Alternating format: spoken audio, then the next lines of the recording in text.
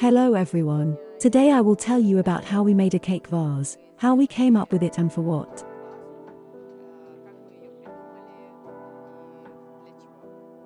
I had a meeting with my VIP patrons at a new flower space in Warsaw called Lovers. The guys were selling many cool vases, and I decided I needed to make them another vase for the meeting, which we could put in their window. And then everyone understands that it is a cake. First of all, I want to tell you to divide your work by days, as I did. At an easy pace, you will need about 3 days for this cake. At such a faster pace, 2 days. It is undesirable to make such a cake in 1 day. You need to start with the preparation of a biscuit and the preparation of the filling. In order to make a sponge cake, you first need to grate the lemon zest and squeeze the juice out of them. You need to partially weigh the juice and set it aside for now. All products for the biscuit should be warm. The milk should be practically hot. If you have some of the products cold, then the dough for the biscuit will go in grains and you will not get such splendor. But this does not mean that the biscuit will be completely spoiled. That is, it will have a different consistency, and it will look more like a cupcake. Next, when you have weighed the lemon juice, you need to beat the eggs with sugar. We don't need to separate anything. You throw all the eggs into the bowl, throw in sugar and just beat it for 8 to 10 minutes so that the eggs become fluffy and turn into a dense fluffy foam that will not immediately settle.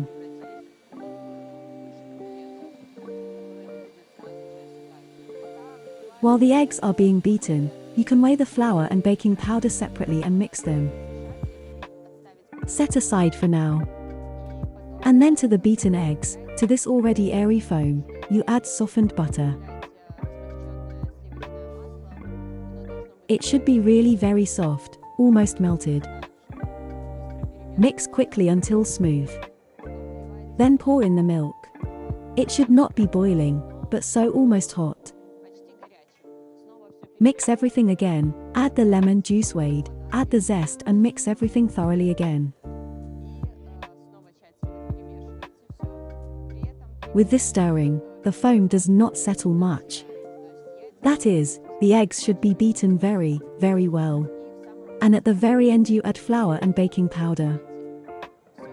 All of us first whisk with a whisk and then change the nozzle to a dough hook. I forgot to tell you that at the very beginning, you need to preheat the oven to 180 degrees so that the oven is already warmed up when the biscuit dough is ready. Cover the baking sheet with parchment, pour out the dough, and put it to bake. The baking time depends on your oven. I had it for about 35 to 40 minutes. You can take a look in 20 minutes, take a look. If the dough is browned on top, check it for a dry toothpick. Look, if the toothpick comes out dry, then the biscuit is ready. If the dough is browned on top, and the toothpick comes out wet, then cover the biscuit with foil on top and bake it until it is completely baked.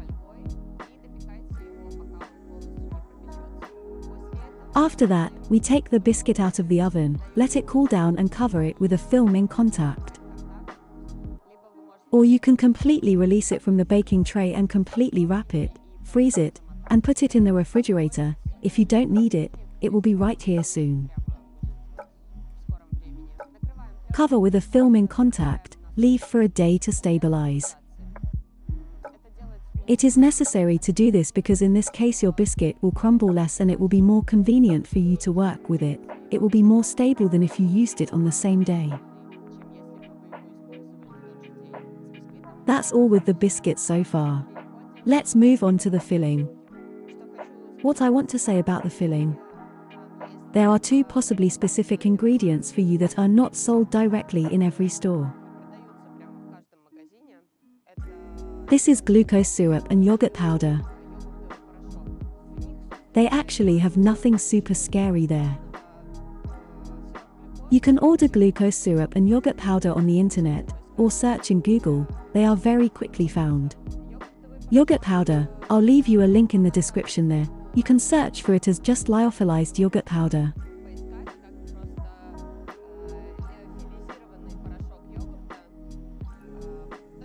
That is, it is essentially dry yogurt, which is added in the manufacture of ice cream, or even used to make some drinks.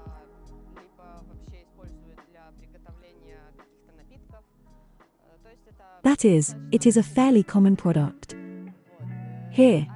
And glucose syrup is used by confectioners, so you can find it in confectionery stores. In order to prepare the filling, you need to put the lime juice and coconut puree in a saucepan. You can replace coconut puree with thick coconut cream, which you can find in any store. Look only at the composition so that you have more than 70 to 80% of the coconut part there, preferably 90, then it will be very similar to coconut puree.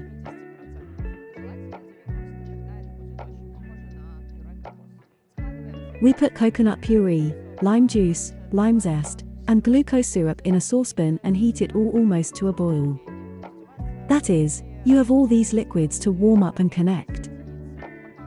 While they are warming up, or even maybe in advance, weigh the chocolate in a tall glass and take the butter out of the refrigerator and cut it into pieces. When the coconut puree and all the other ingredients are warmed up, pour them over the chocolate and let the chocolate stand for 1 or 2 minutes. Then punch the chocolate with a blender and add pieces of butter and yogurt powder to it. Punch everything again completely until smooth, so that you get a beautiful shiny emulsion or ganache. Cover it with a film in contact and leave it to stabilize for about overnight. That's all with the stuffing, we're done. The next day you can proceed to the assembly of the cake. From the biscuit, we cut out circles with a diameter of 11 to 12 centimeters. Since I want my cake to be slim and tall, not fat and plump and low. From this amount of biscuit, I get 6 circles. And we put the filling of the cake in a pastry bag. We assemble all this on the cake substrate. We assemble as usual sponge cake, cream, sponge cake, cream. After that, or in the process itself, you can immediately wrap a protective film around the cake and fasten it with Scotch tape. This will help you to observe the correct angle of the cake assembly. You will get an even one. In this form, the cake can be left for a day, overnight, and continue to make it the next day. But if you don't have time, you can put it in the freezer for at least a couple of hours to stabilize the ganache. Because when assembling a cake, the ganache may seem a little runny to you. But after assembly, after its stabilization, the ganache will hold very well and you can not worry about it.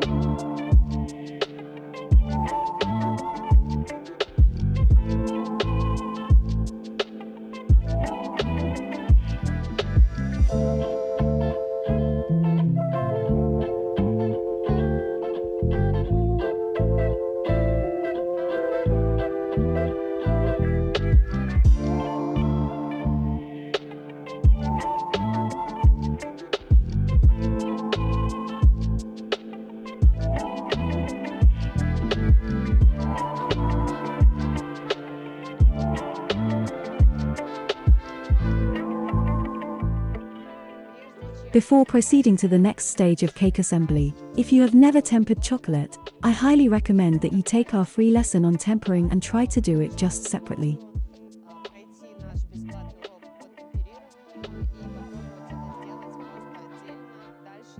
Next, we will need all this knowledge to assemble a beautiful, shiny, neat cake. So, for the final decoration of the cake, we will also need a few specific things. You will need a burner of some kind, more or less large, yes, that is, most likely not a lighter, well, either a large lighter or a burner. You will also need a sheet from a shrink plastic sheet. You can buy it in an art store, you can order it in confectionery stores. It's called shrink plastic sheet for chocolate. You will need a brush or a toothbrush, several bowls for chocolate, a blender. In general, there is nothing else so super specific. I also use an airbrush for drawing on the cake, but you can, firstly, if you want to do exactly the same as I do in the lesson, you don't have an airbrush, you can use a regular hairdryer. This will be a very creative activity, so you cannot use an airbrush at all, you can just sprinkle cocoa butter, you can smear it with a brush.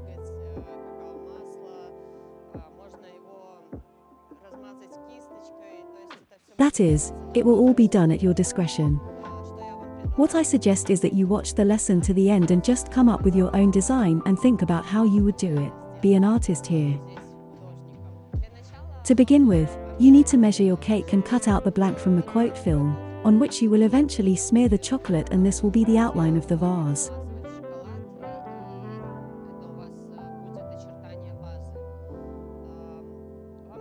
You need to measure the circumference of the cake, at about 1 or half a centimeter there, and this will be the width of your blank. And if you make 6 biscuits, like me, I recommend you to do a little less on the sides of your film blank, and by the middle, it should increase slightly.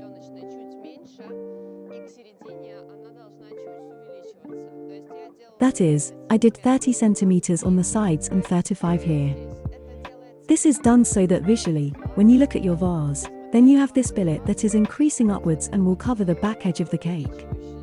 That is, the underside of this chocolate wrapper will not be very attractive.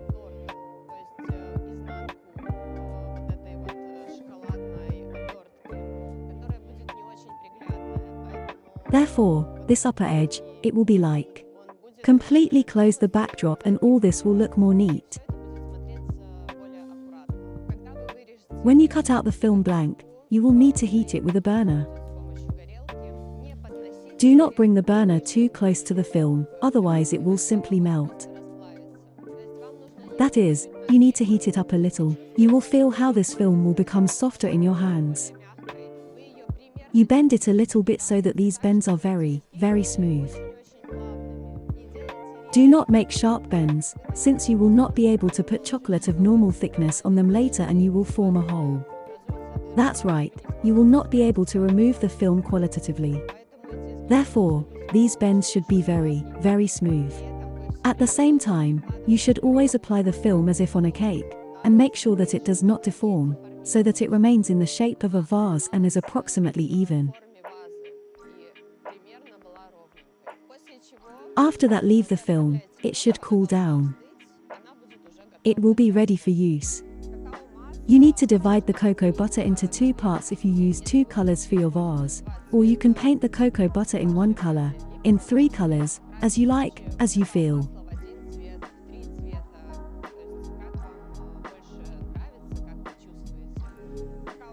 We first melt the cocoa butter, color it, and then temper it. Cocoa butter is tempered in the same way as chocolate. In the same way, you can see it in our free lesson. As soon as you have tempered the cocoa butter, it is at the operating temperature, you apply your drawing to the film. Drops, stains, graffiti, or anything else. The only thing I would like to mention, do not apply a very, very thick layer, because when it hardens on the film bends a little. Cocoa butter can crack or fall off if it is very thick. A thin enough layer and let it just freeze. Then you temper the chocolate, but if, for example, it is not colored, mine is colored because it was previously used, then you first melt it in the same way, then color it, blend it well with a blender so that the paint dissolve well, and then temper it.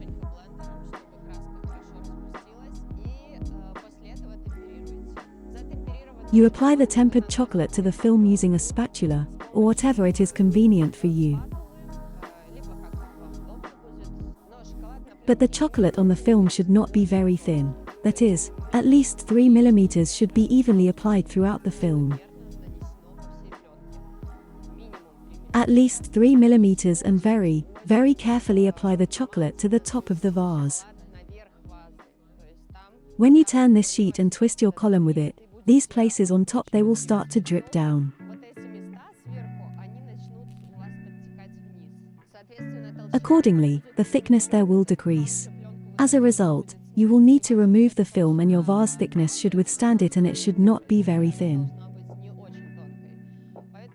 Therefore, you can apply even thicker chocolate to the top, because considering that it will leak down and a thinner layer will form there.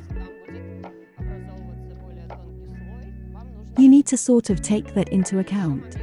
And one more thing, after applying the chocolate, you definitely need to wait for the time when it starts to set and become matte.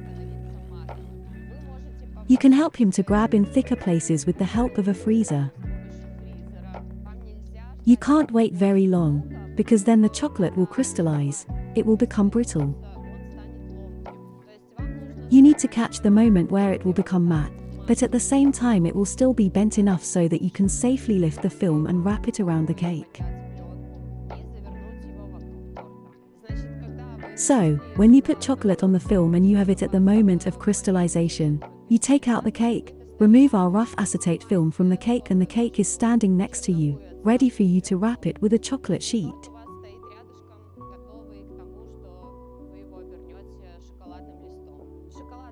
The chocolate has become a little frosted. You can try to lift the film. If the chocolate does not flow right down the river and it holds well, then you lift the film and wrap your cake column. The moment with the cake backdrop, where you will have this seam from the film. If you have measured the acetate film well and have not bent it much there during the blowout with a burner, the seams can lie right straight with each other like this and a millimeter gap can remain here. There is a 2 millimeter gap. This will be the most ideal option. If you have a slightly larger film, and it seems to overlap, you wrap it up and it turns out that you don't understand what. Do not glue this part of the film up to this one. Because then, when you remove the acetate, you will not be able to just peel off normally and break the back of the cake, break the chocolate. Leave, that is, make an overlap, but make a small gap, a hole. When you have already left the cake to crystallize, run a toothpick through this gap so that you can safely remove the film and nothing will bother you, that the chocolate will not stick anywhere. Otherwise, when you put the cake to crystallize in the refrigerator and the chocolate starts to shrink, because during crystallization it shrinks and you will even hear such a characteristic crackling of the film, as if the chocolate will move away from the film. If you have it glued in the gap, then it will definitely break somewhere there. Therefore, look at this moment very carefully. And actually that's it.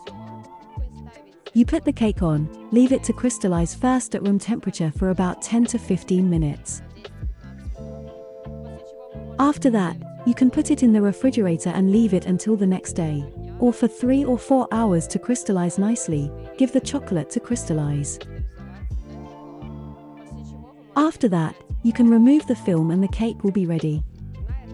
On this cake, the vase is ready, but at the same time we can still add some flowers to them. I decided to make flowers out of popcorn.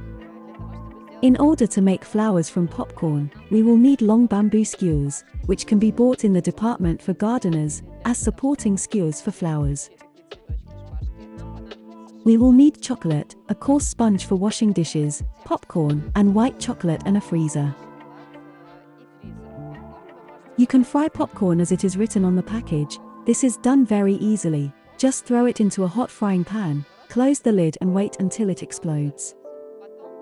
Then you separate part of the popcorn, color a small part completely. I colored popcorn with a spray gun. I just diluted the pink dye in the water in it quite brightly. Part of the popcorn was sprayed just completely, entirely. The popcorn is compressed very much at the same time. Here are these flowers that are completely colored. We put them aside. We don't need a lot of them. They will be such accents on our flowers. I put the second part of the popcorn in a large bowl and lightly sprinkle it only. I sprinkle them so that such pink droplets appear on them, like on flower petals. After that, I mix and sprinkle again a little, so that approximately evenly this whole popcorn is covered with such a pattern in pink speckles. Then you need to leave this popcorn and let it dry thoroughly so that when you glue it, it won't be wet and heavy.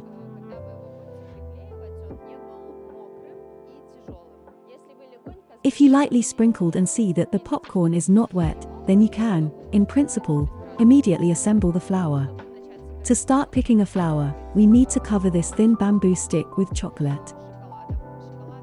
I just didn't fully melt the chocolate. Well, I didn't temper it in general entirely, but it just turns out that some part of the chocolate was melted, some part was not.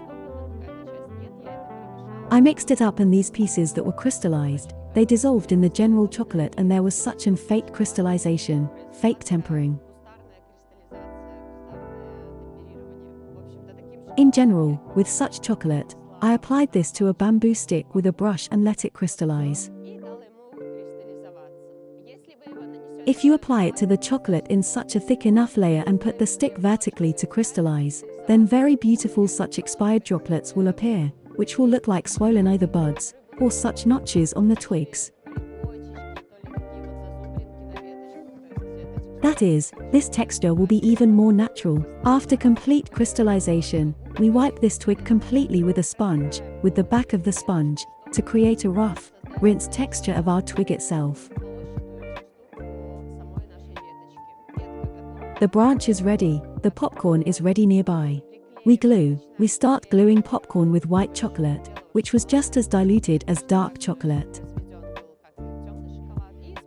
And with the help of a freezer, one popcorn at a time, we begin to glue this whole thing until you have a nice lush flower. Another moment I missed.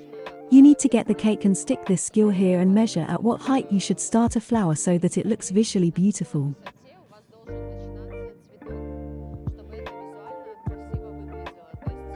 That is, how much you need to leave this skewer itself to stick it into the cake and when you should start the flower.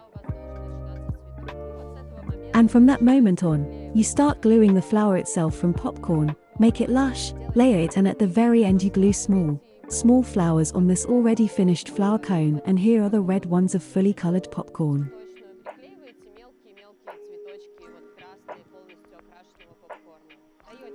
Let the chocolate crystallize, let the flour dry completely and that's it, you can decorate your cake.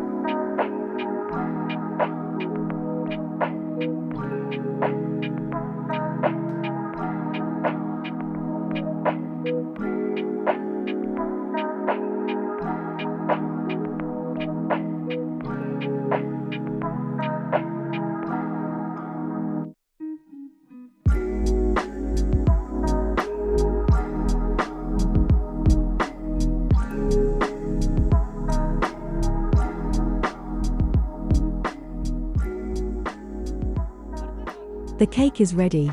Guys, this lesson appeared thanks to your support on Patreon. Thank you very much. Subscribe to the channel, subscribe to Patreon if you want more of these videos. Thank you, and goodbye. I want to scream, joking. It's kind of very noisy here. A spatula attachment. We changed the attachment to the shoulder blade. Does not climb.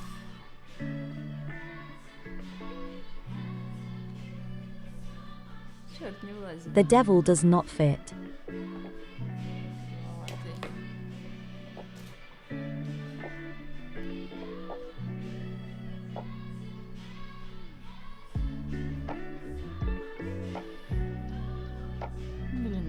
Damn, no shit. You just have to do something. What have they done to me, to be an artist here? Холодно, блин, капец. It's cold, Жесть. damn, Capits, Tim. Лозина, блин. It's cold, damn it. I can't speak anymore. I think my voice Я is уже говорить не shaking. могу, мне кажется, у меня голос дрожит.